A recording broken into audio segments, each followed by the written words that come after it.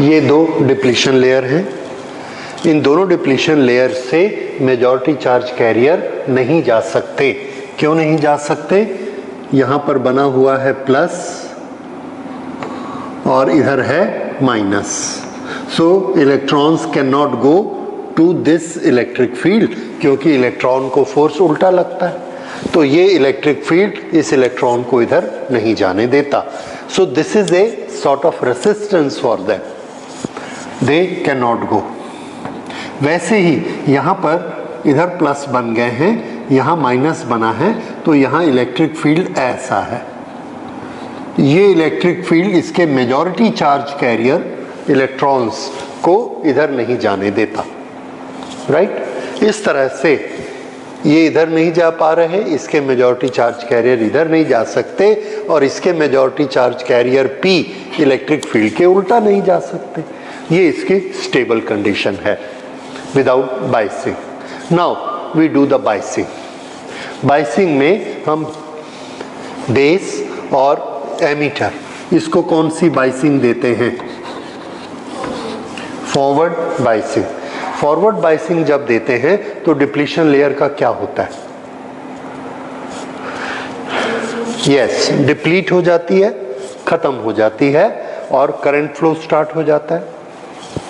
तो यहाँ पर इन दोनों में, इसमें और इसमें हमने फॉरवर्ड बाइसिंग की। तो फॉरवर्ड बाइसिंग की, ये सर्किट हमने दे दिया, ये एन टाइप है, ये भी एन टाइप है, ये पी है, तो एन पी ये हमने यहाँ पर लगाया माइनस माइनस, और ये plus.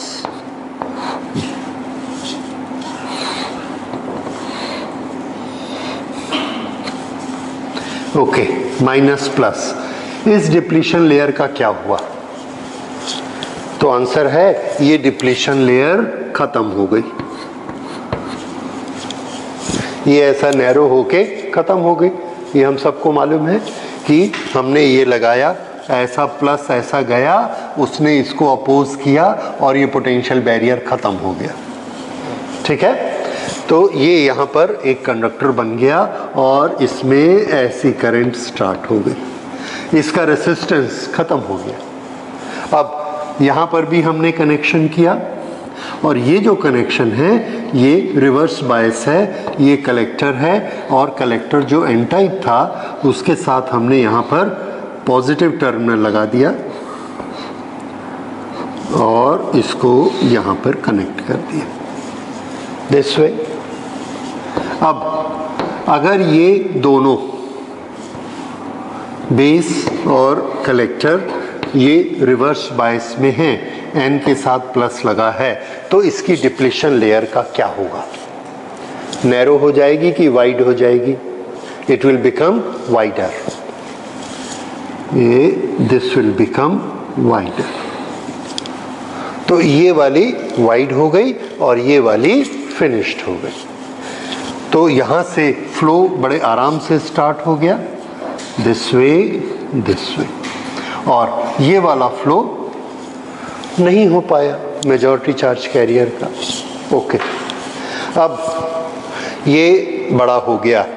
If we say that depletion layer has got a resistance, and because of that resistance current can not pass here. यहाँ पर ये रिकॉम्बिनेशन क्यों नहीं हो रहा था? क्योंकि इस रेसिस्टेंस को ये पार नहीं कर सकते थे। यहाँ पर वो रेसिस्टेंस खत्म हो गया, that resistance is finished. Here what happened to resistance here? This has become double. इसका ये मतलब था, अगर यहाँ दोनों के पास 10-10 रेसिस्टेंस था, तो ये 10 तो क्या हो गया 0, और ये कितना हो गया 20। इधर का रेसिस्टेंस इधर ट्रांसफर हो गया। It may not be exact, एक तरफ का रेसिस्टेंस लो हो जाता है और एक तरफ का रेसिस्टेंस हाई हो जाता है, as if the resistance has been transferred. ये बेसिक एक्शन होता है ट्रांजिस्टर में when we do the biasing. So what is the basic action, what is the result of biasing? The resistance of the two junctions transfer. एक junction का resistance low हो जाएगा और दूसरे का हाई हो जाएगा. So there is a transfer of resistance.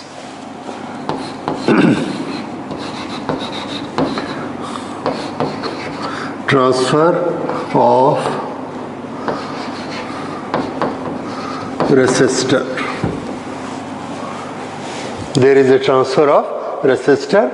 ये इस डिवाइस में होता है, इसलिए हमने इस डिवाइस का नाम ये रख दिया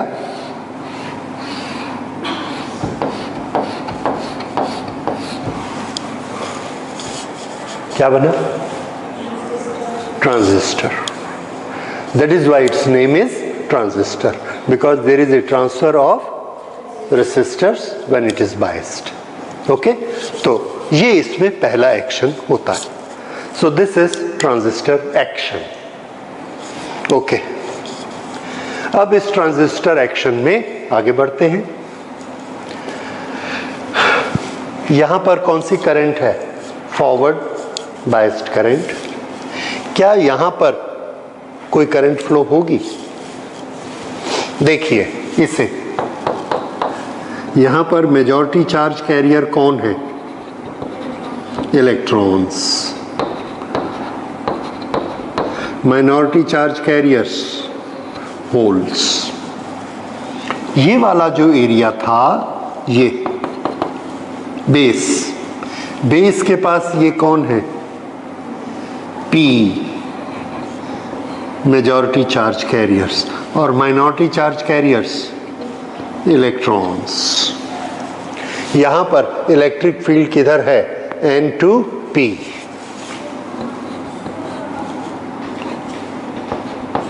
ये इलेक्ट्रिक फील्ड की डायरेक्शन है. ये सिर्फ इस सर्किट को देखिए, इसके पास इसका नाम है मेजॉरिटी चार्ज कैरियर नेगेटिव, और ये पॉजिटिव का नाम माइनॉरिटी चार्ज कैरियर. अब ये जो इलेक्ट्रिक फील्ड बना है, किसी को तो अलाउ करेगा? किसको प्रमोट करता है ये जाने के लिए? मेजॉरिटी को कि माइनॉरिटी को? यस, माइनॉरिटी को. माइनॉरिटी पॉजिटिव है, तो अगर मेजॉरिटी को वो नहीं जाने देता तो मेजर करंट नहीं जाएगी. ओके, पर माइनर करंट तो फ्लो होगी, और उसका नाम हमने क्या रखा हुआ है? रिवर्स बायस वाली करंट का रिवर्स करंट. तो इसमें रिवर्स करंट चलती है. ये यहां से प्लस से ऐसे गए, ये पॉजिटिव इधर गए, ये अलोंग दिस इधर आए, और यहां आके कहां चले गए? माइनस में. तो ये पॉजिटिव चार्जेस ऐसा चलना शुरू कर देते. तो इसमें हमको करंट मिलती है कौन सी? यस,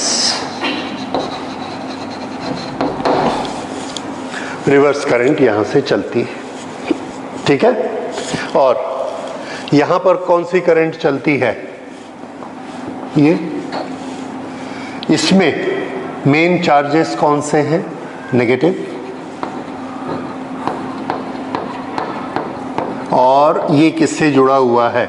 माइनस से. तो ये निगेटिव किधर जाना चाहते हैं? प्लस की तरफ. तो और इसके जो होल्स हैं, ये इसके माइनॉरिटी चार्ज कैरियर कौन से हैं? होल.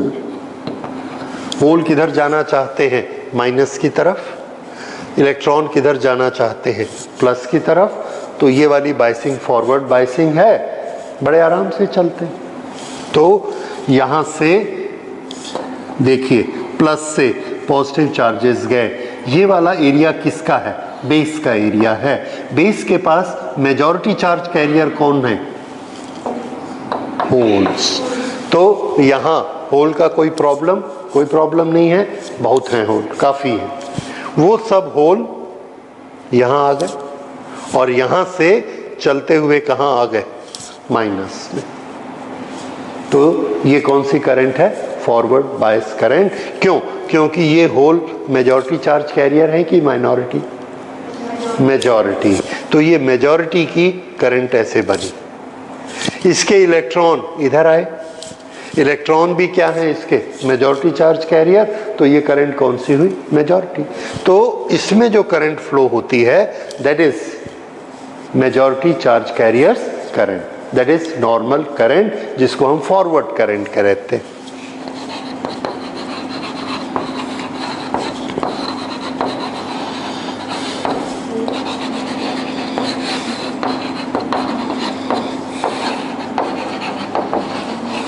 और इधर रिवर्स करंट, ये किससे बनी होती है?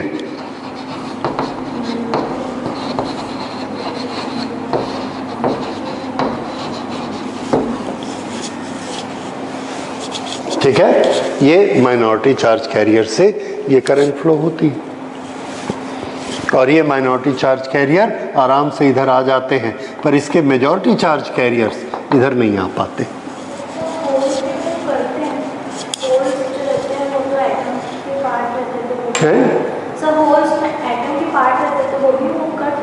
नहीं, वो मूव नहीं करते। एटम के जो होल्स जो हैं, होल की करंट बनती है। होल की करंट कैसे बनती है ये हम लोग पहले डिस्कस कर चुके हैं। आपको मैंने बताया था इलेक्ट्रॉन जंप होते। तो whenever we say holes are moving, actually what do we mean? हाँ, इलेक्ट्रॉन हॉपिंग कर रहे हैं। शब्द हम क्या यूज करते हैं? Holes will travel from this point to this point, hole never travel. लेकिन हम लोग भाषा वो यूज करते हैं ताकि हमको समझ में आता रहे कि पॉजिटिव की डायरेक्शन ये है। तो हर बार हम हॉपिंग शब्द यूज नहीं करना चाहते, बट वी अंडरस्टैंड कि होल का चलने का तरीका ही वही है।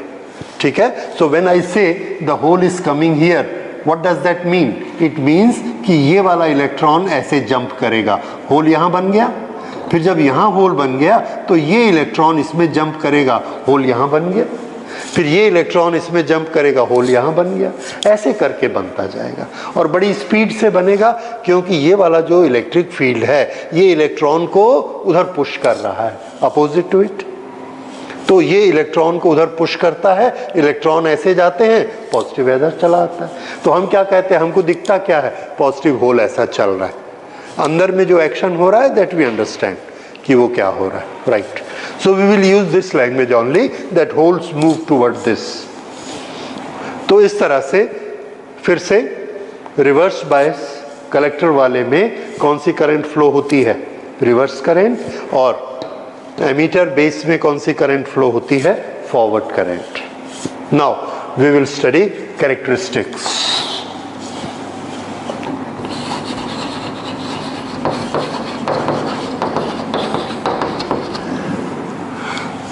कैरेक्टरिस्टिक्स, यहां पर दो जंक्शन है, दो कनेक्शन है, दो बैटरीज हैं, तो इसके कैरेक्टरिस्टिक दो बनेंगे।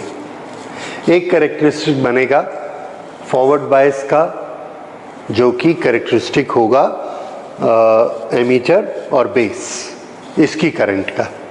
और दूसरा कैरेक्टरिस्टिक हम बनाएंगे रिवर्स का, वो किस किस के बीच होगा? यस, कलेक्टर और एमीटर के बीच का, या जो भी हमने कॉमन चीज ली है। ठीक, तो कैरेक्टरिस्टिक बनाने के लिए पहले हमको चॉइस करनी है कि हम सर्किट कौन सा लें। Whether we should take it a common base circuit, common emitter circuit. तो हम लोग इसके लिए थोड़ा सा अलग सर्किट लेंगे। We will take common emitter circuit. ये आपने कौन सा देखा है? Common base. Common base circuit इसलिए हमने बनाया, ये सबसे सिंपल होता है and it is very easy to understand कि रेसिस्टर्स का ट्रांसफ़र कैसे होता है, राइट। और ये हमको एक्सप्लेन करता है कि किस तरह से एक रिवर्स करंट फ्लो होती है और एक सर्किट में फॉरवर्ड करंट फ्लो होती है। So now you understand both the things. So for making characteristic we will use a common emitter circuit, और उसके हम लोग फॉरवर्ड बायस करंट और रिवर्स बायस करंट दोनों का कैरेक्टरिस्टिक स्टडी करेंगे। So we will take it here. सबसे पहले सर्किट किस तरह का रहेगा? सर्किट हम लोग बना चुके हैं, कौन सा? Common ammeter NPN. तो कॉमन एमीटर एनपीएन सर्किट बनाते हैं। फिर से ये एमीटर, इसको हम कॉमन लेंगे, दिस इज एनपीएन, इसलिए एरो इधर रहेगा।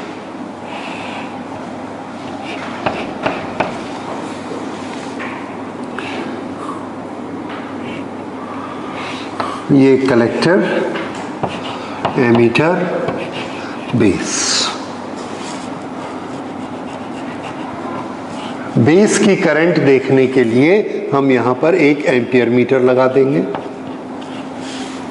कि बेस में कितनी करंट जा रही है। ओके, इसका कनेक्शन NPN, तो P है तो ये कैसा रहेगा, पॉजिटिव।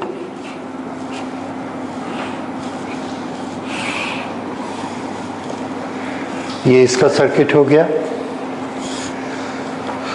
इसकी करंट देखने के लिए यहां पर हमने एक एमीटर लगा दिया।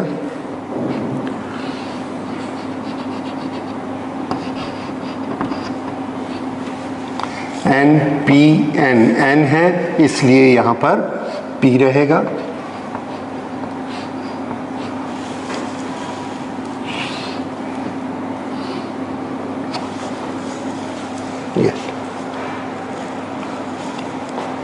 कनेक्शन हो गया। अब हमको क्या क्या मिलेगा इसमें, फॉरवर्ड बायस की करंट हम कहां देखेंगे, इस बैटरी का सर्किट कहां है, ये तो ये हमको क्या देगा, फॉरवर्ड बायस की करंट। इस बैटरी का सर्किट कहां है, ये, और ये कैसी बायसिंग है, रिवर्स बायसिंग, तो यहाँ ये हमको किसकी करंट देगा, रिवर्स बायस की करंट देगा। इसको हम बोलेंगे current of base, IB।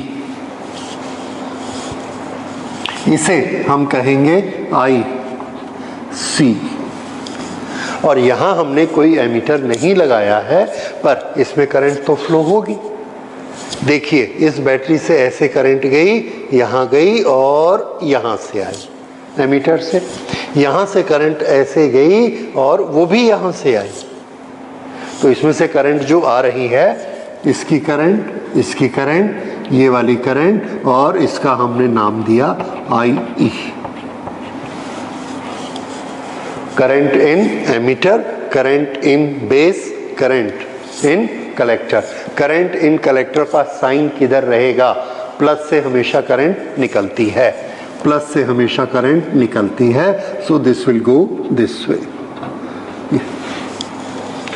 Plus से ऐसे करंट जाएगी, this will go this way.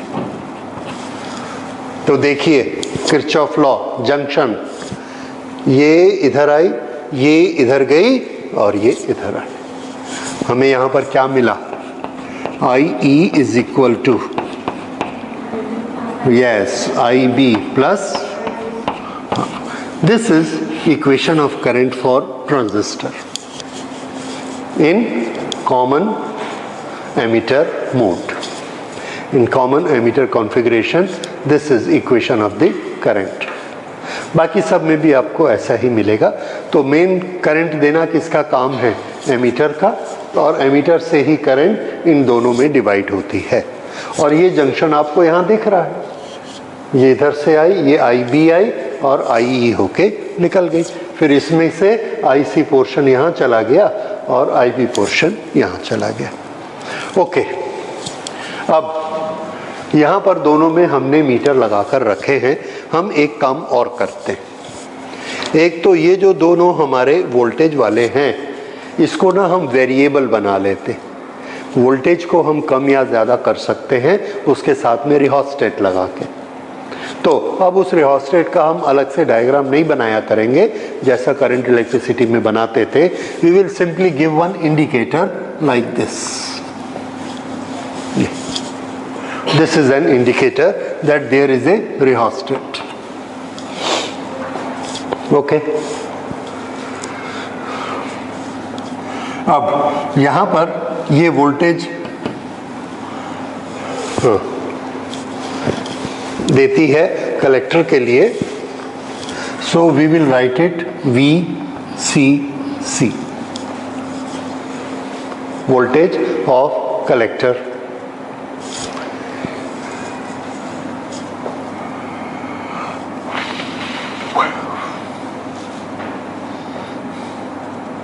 अब यहां पर देखिए, बेस और ये यहां पर बीच में इसका कुछ रेसिस्टेंस होगा, तो हम क्या करते हैं, बेस में जब ये करंट एंटर करती है और यहाँ से निकलती है तो यहाँ पर हम एक वोल्ट मीटर लगा लेते, वोल्ट मीटर। ये हमको वोल्टेज देता है किस किस के बीच की, B और E के बीच की। तो ये हमको किसकी रीडिंग देगा, voltage between B and E। Notation ध्यान दीजिएगा, VBE। ये वाली voltage base battery VB, base battery, voltage between B and E। This is collector battery CC। अब ये बताइए, एमीटर और कलेक्टर इन दोनों के बीच हमको पोटेंशियल डिफरेंस देखना है। तो हम क्या करते हैं, ये टर्मिनल और ये टर्मिनल, इनके बीच में एक वोल्ट मीटर लगा देते हैं V। इस V का नाम क्या लिखूं? अब तो आप लोग एक्सपर्ट हो गए, बताइए।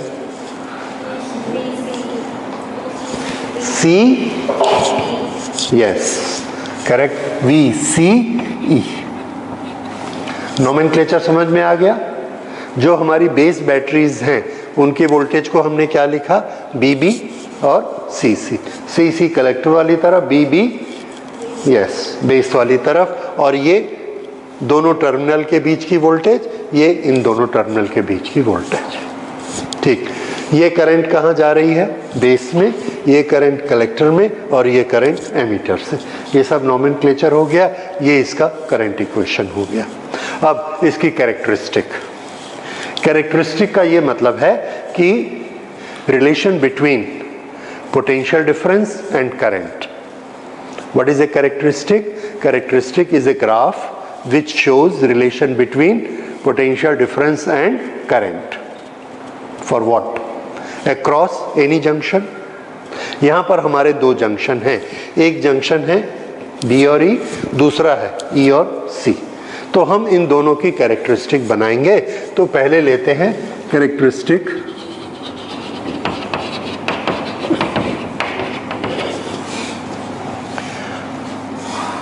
This is BE,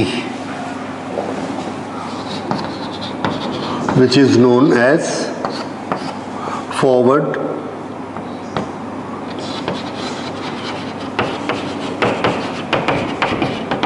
characteristic। अच्छा, फॉरवर्ड कैरेक्टरिस्टिक के लिए देखिए, ग्राफ बनाते हैं।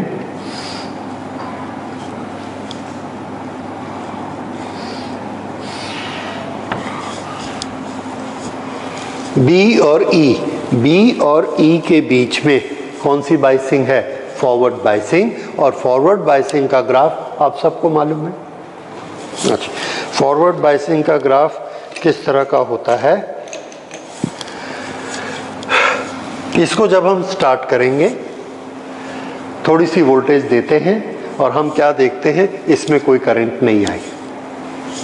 क्यों नहीं आई? क्योंकि हमको मालूम है डिप्लीशन लेयर अभी पतली हो रही है और पोटेंशियल बैरियर पूरा डाउन नहीं हुआ है। तो ये हमको ऐसा मिलता है शुरू में।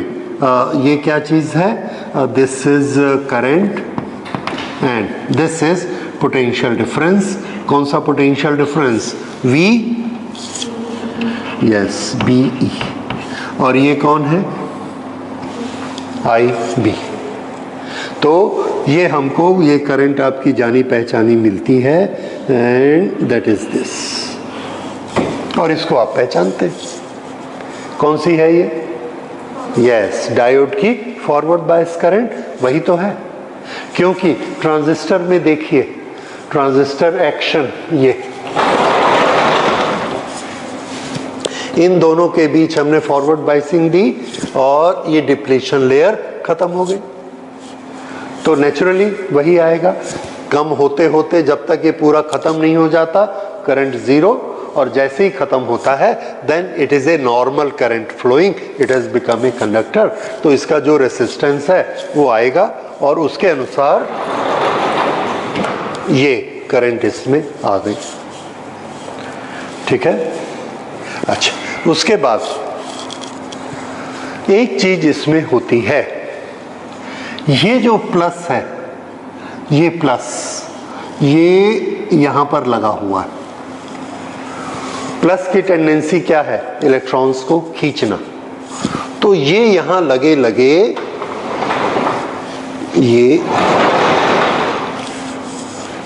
ये वाला प्लस इन इलेक्ट्रॉन्स को ऐसे खींच सकता है। तो ये इलेक्ट्रॉन एमीटर से बेस में एंटर हो जाएंगे और फिर बेस से इधर जा सकते, या ये इलेक्ट्रॉन यहां एंटर होंगे और देखिए ये इन इलेक्ट्रॉन को ऐसे खींच सकता है क्योंकि इलेक्ट्रॉन इसके अपोजिट डायरेक्शन में जाते हैं। तो ये जो इलेक्ट्रॉन यहां से ऐसे आ रहे हैं, ये उसको ऐसे खींच सकता है। अगर इसने इलेक्ट्रॉन को खींचा तो हम जो यहां पर रीडिंग ले रहे हैं, हमारी रीडिंग गलत हो जाएगी। क्यों गलत हो जाएगी? हम क्या सोच रहे हैं कि वो करंट इसमें फ्लो हो रही है, जबकि वो करंट कहां जा रही है? ये वाली बैटरी के थ्रू जा रही है। अच्छा, अब हमको रीडिंग किस किस की लेनी है? हमको ये वाली वोल्टेज को चेंज करना है और इसमें जो करंट चेंज होती है इनकी आपस में रीडिंग लेनी है। हमने वोल्टेज चेंज की, लेकिन ये वोल्टेज भी चेंज हो गई और इसने क्या किया? ये जो पहले यहाँ से 5 इलेक्ट्रॉन खींच रहा था या इलेक्ट्रॉन नहीं खींच रहा था, इसने यहाँ से इलेक्ट्रॉन खींचने शुरू कर दिए। अगर इसने यहाँ से इलेक्ट्रॉन खींचने शुरू कर दिए तो ये वाली करंट इस सर्किट की करंट नहीं रही, वो इस सर्किट की करंट हो गई और वो हमको नहीं चाहिए, क्योंकि हमको कौन सी करंट चाहिए? जो इसमें फ्लो हो रही है।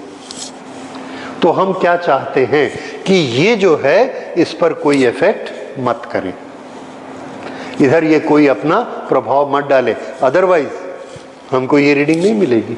हम क्या लिख रहे हैं कि इसमें करंट 10 हो गई, 10 इंक्रीज किया 16, लेकिन हमको नहीं मालूम है कि उस 16 में से 2 किसके कारण है? इसके कारण है।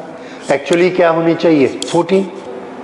तो वो जो 2 इसने एक्स्ट्रा खींच ली, हम चाहते कि वो मत खींचे, तभी तो हमारा ट्रू का आएगा ना, तभी हमारी रीडिंग ट्रू होगी कि हमने वोल्टेज बढ़ाया तो करंट कितनी बढ़ी।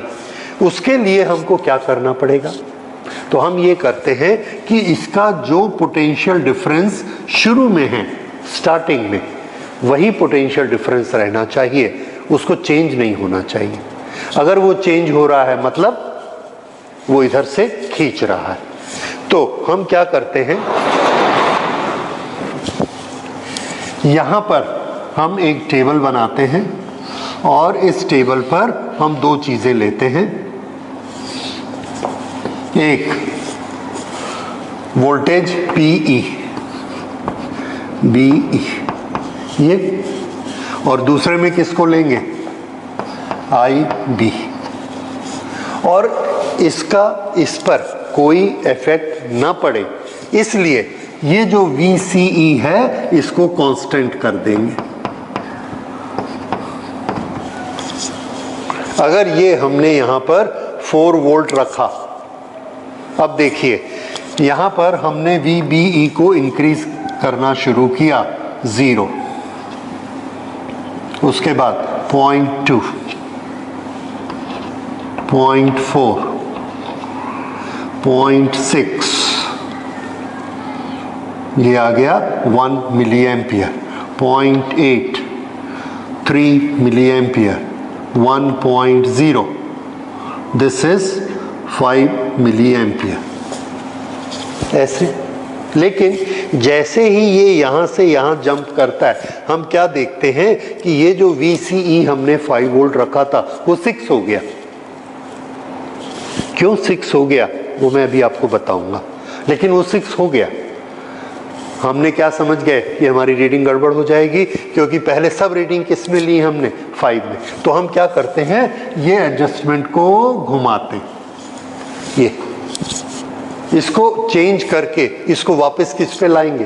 5 पे, फिर अपनी रीडिंग लेंगे। फिर हमने इस वोल्टेज को बढ़ाया, ये करंट बढ़ी, फिर से ये बढ़ने की कोशिश करता है। ये बढ़ने की कोशिश करता है, तो इसको फिर से हम वापस उसी पुरानी सिचुएशन पे ले आते हैं, ताकि हमारी जितनी रीडिंग है सब की सब रीडिंग में इसको कैसा होना चाहिए, एक पर्टिकुलर रीडिंग इसकी होनी चाहिए, और वो अपने ग्राफ में हम यहाँ लिख देते हैं VCE is equal to 5 volt, यानी फॉर ऑल द रीडिंग हमने VCE कितना रखा, 5 वोल्ट। तब हम किस किस का रिलेशन, ट्रू रिलेशन बता रहे हैं, VBE और IB का, तब उसका सही रिलेशन आएगा। और अगर ये बढ़ गया तो हमारा रिलेशन सही नहीं है, क्योंकि वो भी कुछ एक्स्ट्रा करंट बना लेगा। इस तरह से ये फॉरवर्ड बायसिंग, तो ये फॉरवर्ड बायसिंग की करंट आती है। अब ये जो फॉरवर्ड बायसिंग का बना, इसमें हम ये भी देखते हैं, अगर मैं यहाँ पर ये दो रीडिंग लूँ, ये और ये ट्रायंगल बनाया मैंने, ये वाला स्लोप, ये स्लोप मुझे क्या देता है, ये क्या चीज है, ये क्या चीज है, तो बताइए dV बाई DI किसका फॉर्मूला है, V upon I, R resistance, और ये रेसिस्टेंस किसका है, BE, ये इसका फॉरवर्ड बायसिंग का BE का रेसिस्टेंस होता है। तो ये जो रेसिस्टेंस होता है, this is known as dynamic resistance. Why dynamic, it keeps on changing. अगर हम VCE बदल देंगे तो बदल जाएगा, अगर आप ये लोकेशन बदल देंगे, देखिए इतने वोल्टेज पर रेसिस्टेंस, ये रहा V और ये रहा I, तो V अपॉन I अलग वैल्यू है, यहाँ पर V अपॉन I अलग वैल्यू है, यहाँ पर V अपॉन I अलग वैल्यू है, यहाँ पर V अपॉन I तो यहाँ कुछ है ही नहीं, तो यहाँ रेसिस्टेंस इन्फिनिटी। इस तरह से रेसिस्टेंस की वैल्यू अलग अलग अप्लाइड वोल्टेज में अलग अलग है, इसलिए इसका नाम क्या है, डायनेमिक रेसिस्टेंस। और आपको जब भी डायनेमिक रेसिस्टेंस निकालने को कहा जाए, साथ में ये जरूर दिया रहेगा कि कितनी वोल्टेज पर चाहिए, जिस वोल्टेज पर चाहिए। जैसे अगर हमको बोला गया कि 3 वोल्ट पर डायनेमिक रेसिस्टेंस निकालिए, तो हम क्या करेंगे, 3 वोल्ट पर ये लाइन खींची, ये एक पॉइंट आया, ये 3 वोल्ट था नीचे, तो यहाँ पर एक पॉइंट लेंगे 2.5 वोल्ट और एक 3.5, इससे क्या क्रिएट हुआ, DV, ऐसे और ऐसे। जब ये दोनों लेंगे, ये वाला पॉइंट और ये वाला पॉइंट, तब तो जाके हमको DI मिलेगा। अदरवाइज आप अगर सिर्फ ये हमने यहाँ पर लिया 3 वोल्ट, तो यहाँ DV कहाँ है और DI कहाँ है, यू विल गेट कंफ्यूज, क्योंकि हमको ट्रायंगल चाहिए। तो हम ऑटोमेटिकली इसका बेस क्रिएट करते हैं। ये 3 है ना, ये 2.9 ले लो, ये 3.1 ले लो, और ये ऐसे और ये ऐसे, तो ये कितना बेस क्रिएट हो गया, 2.9 to 3.1, 0.2। ये किसकी वैल्यू, DV। अब ये यहाँ जाके टकराया, ये यहाँ जाकर टकराया, और ये लाइन हमने खींच दी, ये किसकी वैल्यू देता है, DI, इसको नाप लिया। अब अगर DV अपॉन DI करेंगे तो हमको क्या मिलेगा, resistance at this particular voltage. ठीक है, इस तरह से हम हर जगह पर फॉरवर्ड का वोल्टेज निकाल सकते हैं। नॉर्मली ट्रांजिस्टर में ये रेसिस्टेंस फ्यू 100 ओम्स होता है, ठीक है, फ्यू 100 ओम्स, ओके।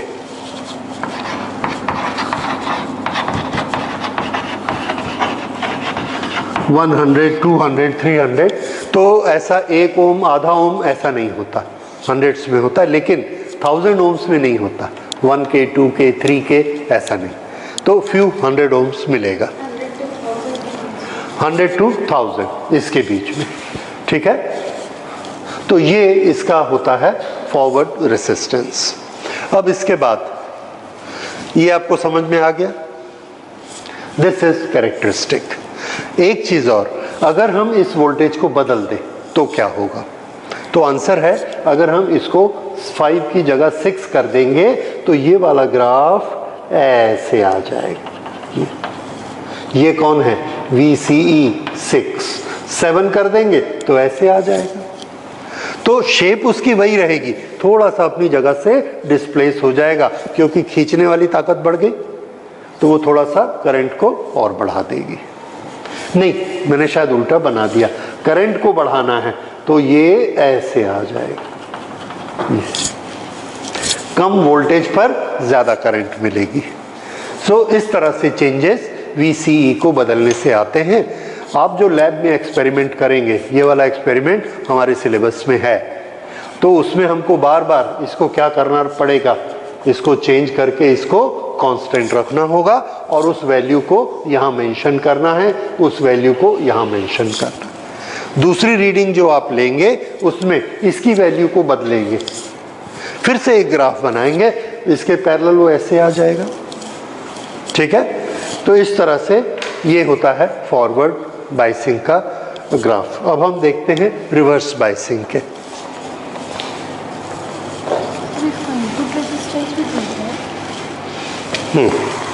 ये जो हम सर्किट यूज करते हैं, आगे जाके हम इसको देखेंगे कि ये एम्पलीफायर के लिए हम यूज करेंगे, किस तरह से यूज करेंगे वो एप्लीकेशन में पढ़ेंगे। पर उस समय एम्पलीफायर में दो चीजें होती हैं, हम एक माइक्रोफोन में बोलते हैं और स्पीकर में आवाज जाती है। माइक्रोफोन से हम अपने सिग्नल इसमें डालते हैं, उसको बोलते हैं इनपुट एक्शन, और इसमें से जो करंट निकलेगी वो स्पीकर में बजेगा, उसको बोलते हैं आउटपुट एक्शन। तो वो जो इनपुट सर्किट है, माइक्रोफोन है, वो हम इस तरफ लगाते हैं B और E के बीच में। तो इधर का ये जो सर्किट है, ये this is known as input circuit, और इधर वाला सर्किट क्या कहलाता है? Output circuit. इसलिए इस रेसिस्टेंस का दूसरा नाम है R इनपुट और ये वाला R आउटपुट। तो ये वाला जो रेसिस्टेंस है, रेसिस्टेंस BE, इसका एक और नाम क्या है? Input resistance.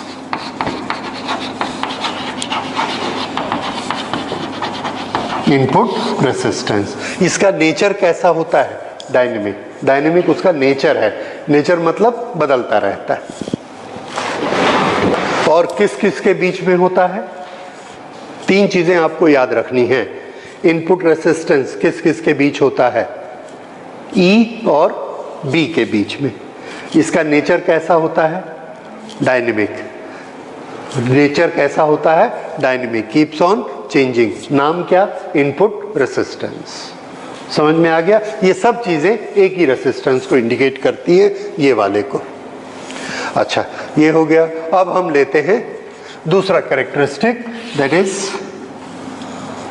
रिवर्स करंट का कैरेक्टरिस्टिक या आउटपुट कैरेक्टरिस्टिक।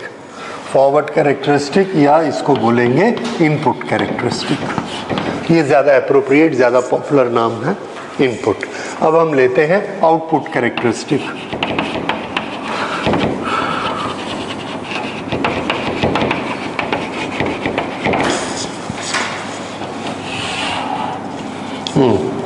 आउटपुट कैरेक्टरिस्टिक में कौन सी करंट है? रिवर्स और forward? Reverse current. Reverse current, reverse voltage, इसका हम डायग्राम किस में बनाते हैं? तो आंसर है थर्ड क्वार्टर में बनाते हैं, ग्राफ में। तो इसलिए हम यहां भी उसी में ही बनाएंगे।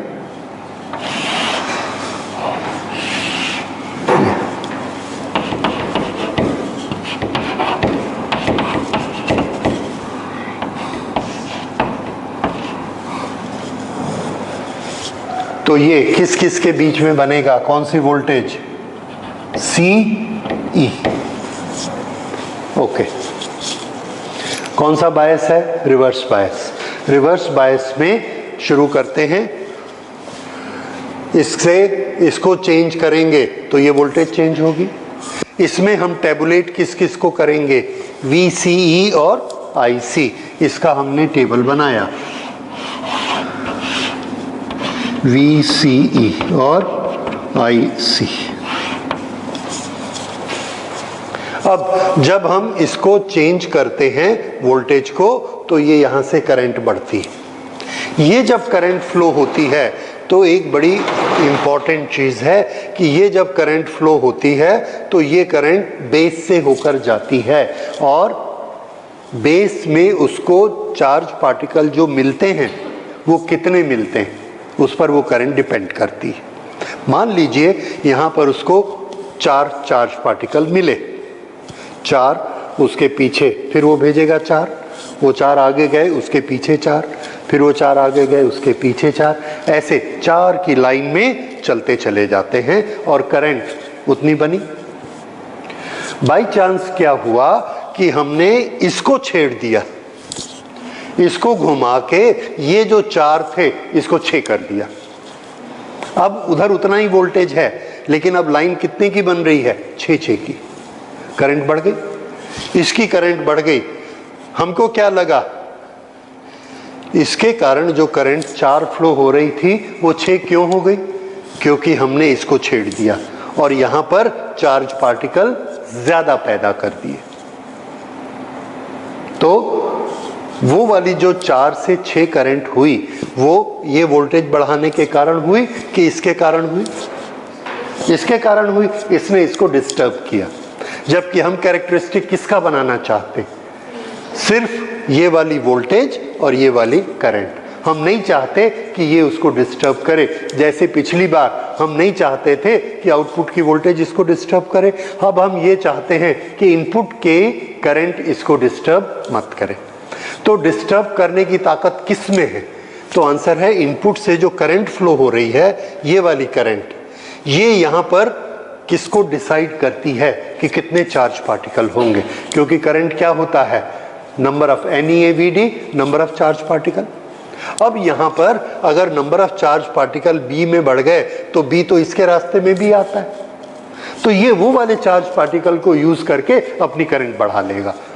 वो एम्प्लीफिकेशन में फिर डिटेल में हम इसको पढ़ेंगे, लेकिन इतना हमको समझ में आता है कि जो इसकी करंट है ये वाली करंट, ये करंट इसकी करंट को डिस्टर्ब कर सकती है। और हम चाहते हैं कि जब हम इन दोनों का रिलेशन स्टडी कर रहे हैं तो वो करंट हमें डिस्टर्ब नहीं करनी चाहिए। जब हम इन दोनों को स्टडी कर रहे हैं तो ये वाली करंट बीच में डिस्टर्ब मत करे, तो ये तो बीच में क्रॉसिंग पड़ता है, यहाँ कर सकती और वो तो आएगी बीच में। तो फिर हम क्या कर सकते हैं, हम सिर्फ ये कर सकते हैं कि इसकी रीडिंग को देख लेंगे और इसको बढ़ने नहीं देंगे, जैसे हमने उसमें किया था। पहली रीडिंग हमने इसकी ली और हमने क्या फिक्स कर दिया, IB 2 मिली एम्पियर। फिर हमने क्या किया, इसकी वोल्टेज को बढ़ाते चले गए, इसकी वोल्टेज को 1 2 3 4 5 ऐसा बढ़ाते चले गए। तो जैसे ही हम उसको 1 से 2 करते हैं, 1 से 2 करते हैं तो हम क्या देखते हैं, ये भी बढ़ गई, ये इधर वाली करंट भी बढ़ गई। फिर क्या करते हैं, इसको घुमाकर वापस इसको अपने पुराने लेवल पर लाते हैं। फिर हम ये वाली रीडिंग नोट करेंगे। उसके बाद फिर हमने इसको 3 वोल्ट किया, इसको घुमाकर इसको 3 वोल्ट किया और हम ये रीडिंग देखना चाहते हैं, लेकिन क्या देखते हैं, इसकी रीडिंग बढ़ गई, मतलब ये भी इलेक्ट्रॉन भेज रहा है इधर।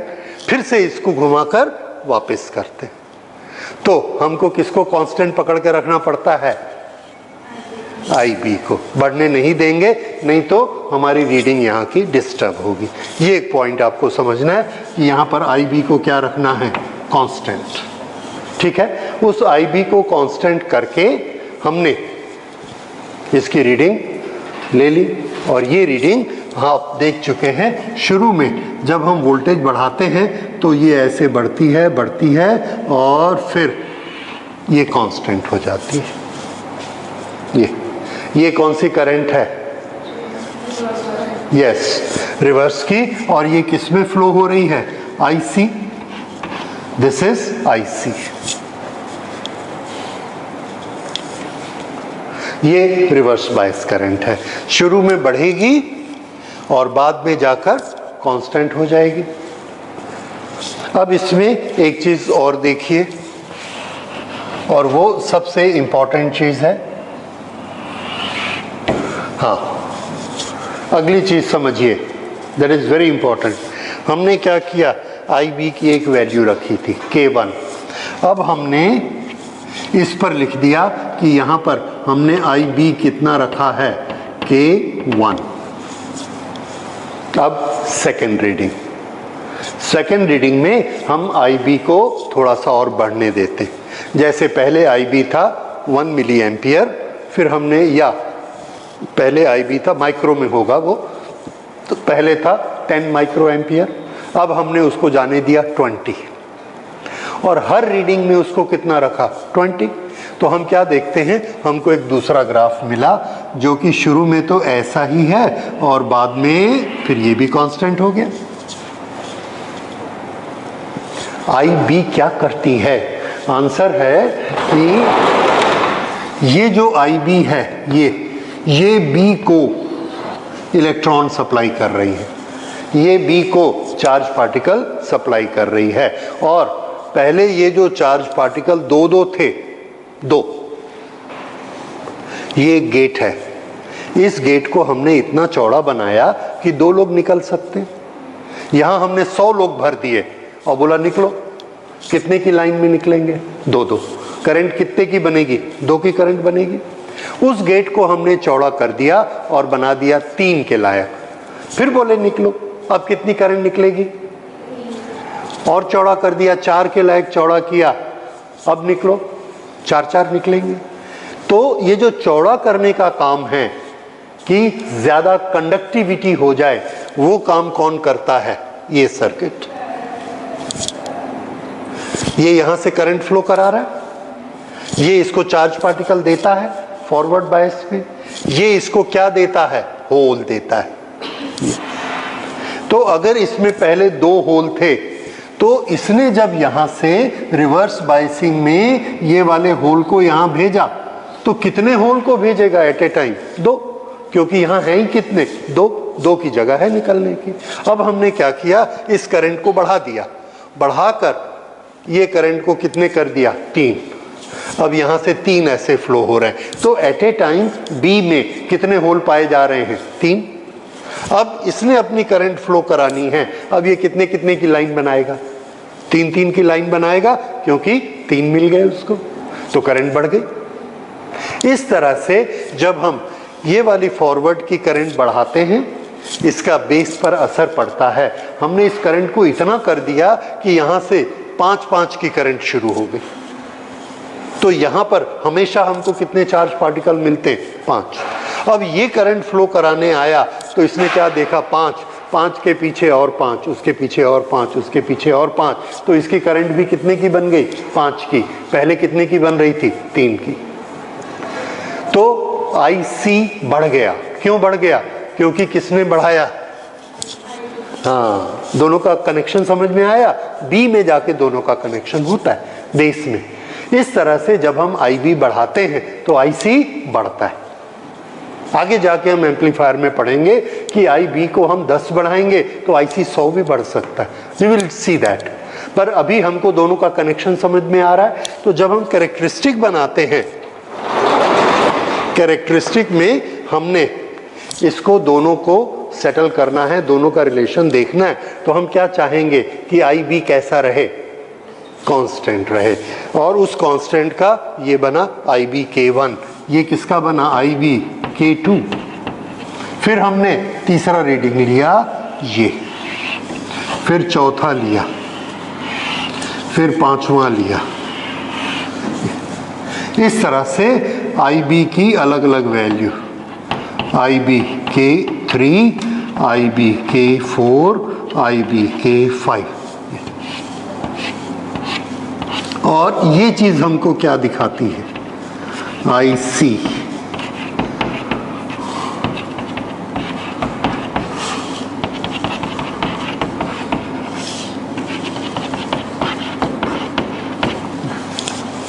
तो जैसे जैसे हम IB बढ़ाते हैं, वैसे वैसे IC भी बढ़ते जाती है। ये चीज अगर आपको समझ में आ गई, पूरा ट्रांजिस्टर आपको समझ में आ गया। ठीक है, तो IB बढ़ाने से अब किसी भी एक वोल्टेज पर रख दीजिए, इस वोल्टेज पर अगर आप इतना IB करेंगे तो इतना IC मिलेगा, इतना IB करेंगे तो इतना IC मिलेगा। ठीक है, दिस इज रिवर्स बायसिंग। ठीक है, ये रिवर्स बायसिंग का आउटपुट कैरेक्टरिस्टिक, ट्रांजिस्टर का आउटपुट कैरेक्टरिस्टिक है। And what does it give अस?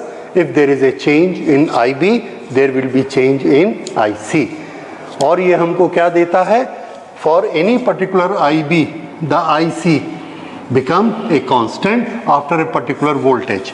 अगर हमने ये वोल्टेज ऑपरेट करने के लिए चुनी, ये वोल्टेज ऑपरेट करने के लिए चुनी, तो आप देखिए सिर्फ किसको बदलना है? हमने IB को बदलना है। और कौन बदल जाएगा? IC बदल जाएगा। ये वाला पार्ट हमने रिजेक्ट कर दिया क्योंकि हमने वर्किंग वोल्टेज ही इसके ऊपर रखी। ठीक है, इसके नीचे रखेंगे तब ये धीरे धीरे बढ़ेगी, सैचुरेशन में आएगी। पर अगर वर्किंग वोल्टेज ही इससे ज़्यादा रखेंगे तो IC सिर्फ किस पर डिपेंड करेगी? IB पर डिपेंड करेगी। ये थोड़ी सी चीज़ें हमने आउटपुट कैरेक्टरिस्टिक पर समझे। तो इसके क्वेश्चंस अब आप बना सकते हैं। किसी भी तरह के थ्योरेटिकल क्वेश्चन हो, IC पे IB का क्या इफेक्ट होता है एंड दैट, और इन दोनों को अब आप पहचानते हैं। This is output characteristic, this is input characteristic. Output characteristic भी क्या है? V और I का रिलेशन है। अगर ये V और I का रिलेशन है तो यहाँ पर भी आप डायनेमिक रेसिस्टेंस निकाल सकते हैं। कहीं पर भी ट्रायंगल बनाइए और इसका रेसिस्टेंस निकाल लीजिए।